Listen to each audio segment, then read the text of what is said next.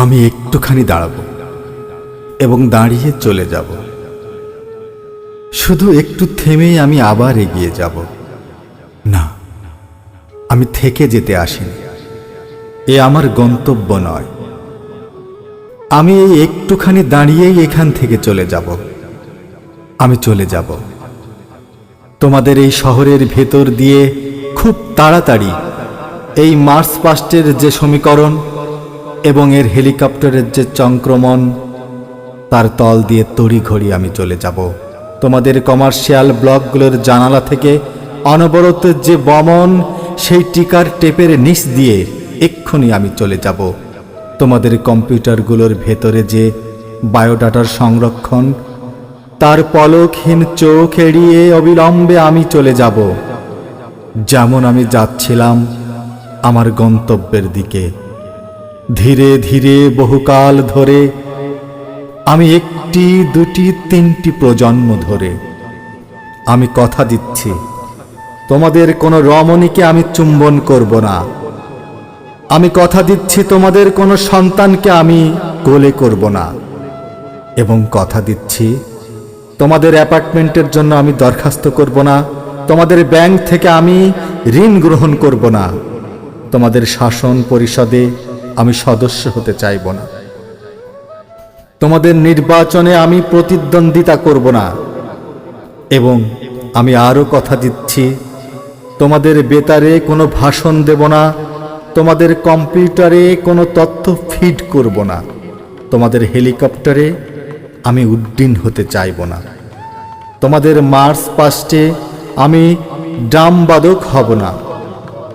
তোমাদের অ্যাপার্টমেন্ট আমার কষ্ট, তোমাদের উনুন আমার কষ্ট, তোমাদের ব্যাংক আমার কষ্ট, তোমাদের পরিষদ আমার কষ্ট, তোমাদের আয়না আমার কষ্ট, তোমাদের গেলাস আমার কষ্ট, তোমাদের রমণী আমার কষ্ট, তোমাদের সন্তান আমার কষ্ট। আমি শুধু একটু সময় দাঁড়িয়ে দেখে যাব। এসবের ভেতর দিয়েই তো আমার বাড়ি যাবার পথ। আমি বাড়ি যাব। পৃথিবীতে সমস্ত বাড়ি যাবার পথেই আছে এরকম এক একটি শহর। আমি এক্ষুনি এগিয়ে যাব। তোমাদের যে অ্যাপার্টমেন্ট, আমি জানি তার ছাদ নেই। তোমাদের যে উনুন, আমি জানি তার আগুন নেই। তোমাদের যে ব্যাংক, আমি জানি তার সচ্ছলতা নেই। তোমাদের যে পরিষদ, কারো সম্মতি নেই। তোমাদের যে আয়না, কোনো প্রতিফলন নেই। তোমাদের যে গেলাস, কোনো পানীয় নেই। আমি জানি তোমাদের রমণীদের গর্ভধারণ করবার ক্ষমতা নেই। আমার জানা আছে তোমাদের সন্তানদের হাতে শস্যের একটি বীজও নেই। একটি, দুটি, তিনটি প্রজন্ম ধরে আমি একাধিক যুদ্ধ, একটি শান্তিকে, একাধিক মনন্তর, একটি ফসলকে, একাধিক স্তব্ধতা, একটি উচ্চারণকে, একাধিক গণহত্যা, একটি নৌকাকে, একাধিক পতাকা, একটি স্বাধীনতাকে। শরীরে আমার বিভৎস ক্ষতের মধ্যে লাল স্পন্দনের মতো অনুভব করতে করতে এই যে ক্রমাগত এগিয়ে চলেছি, সে একটি বাড়ির দিকে যে কখনো ভেঙে পড়ে না, সে একটি উনুনের দিকে যে কখনো নিভে যায় না, সে একটি ব্যাংকের দিকে যে কখনো দেউলে হয় না, সে একটি পরিষদের দিকে যে কখনো যুদ্ধ ঘোষণা করে না, এমন একটি আয়নার দিকে যেখানে প্রতিফলন, এমন একটি গেলাসের দিকে যেখানে পরিশ্রুত পানীয়, এমন একটি রমণের দিকে যে এইমাত্র চুল খুলেছে, এমন এক সন্তানের দিকে যে এইমাত্র বর্ষায় ভিজেছে। আমার এই অগ্রসর, সে তোমাদের ভেতর দিয়েই অগ্রসর। রাতের পর রাত ভেঙে উৎকর্ষ জন্তুর মতো চলেছি চাঁদের নিচে পানির সন্ধানে। সমস্ত স্তব্ধতাকে মাকড়সার জালের মতো ছিঁড়ে ছিঁড়ে গুহাবন্দী মানুষের দিকে আমি চলেছি, পানির শব্দ নির্ণয় করে। আমি এখনো জানি না তার শেষে অপেক্ষা করছে কিনা একটি রমণী অথবা তার হাসুলে ছেঁড়া পুঁতি। আমি এখনো জানি না তার শেষে দেখতে পাবো কিনা সরোবরের ভেতরে চাঁদ অথবা কাদার ভেতরে করটি।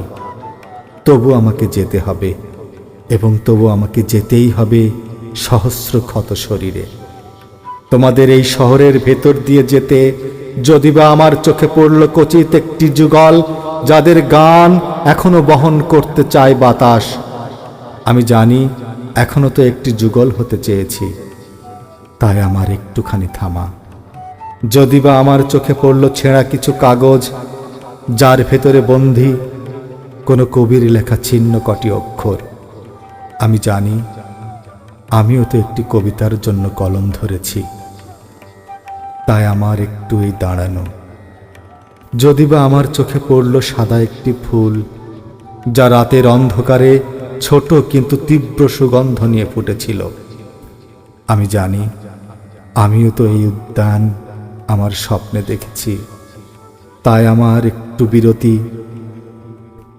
আমাকে এক রমণী তার রাতের প্রস্তুতি নিয়ে ডাকছে, আমাকে যেতেই হবে। আমাকে এই কাগজ তার কবিতার সম্ভাবনা নিয়ে ডাকছে, আমাকে যেতেই হবে। আমাকে একটি উদ্যান তার চারা গাছগুলো নিয়ে ডাকছে, আমাকে যেতেই হবে।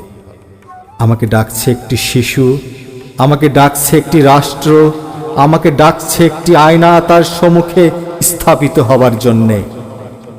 তাই একটুখানি দাঁড়িয়েই আমি এগিয়ে যাব বারবার, যেমন যাচ্ছিলাম ধীরে ধীরে বহুকাল ধরে। আমি একটি দুটি তিনটি প্রজন্ম ধরে তোমাদের ভিতর দিয়েই তো সর্বকাল চলে গেছে আমার পথ, এবং সর্বকাল আমি দাঁড়িয়েছি, আমি আবার নিয়েছি পথ।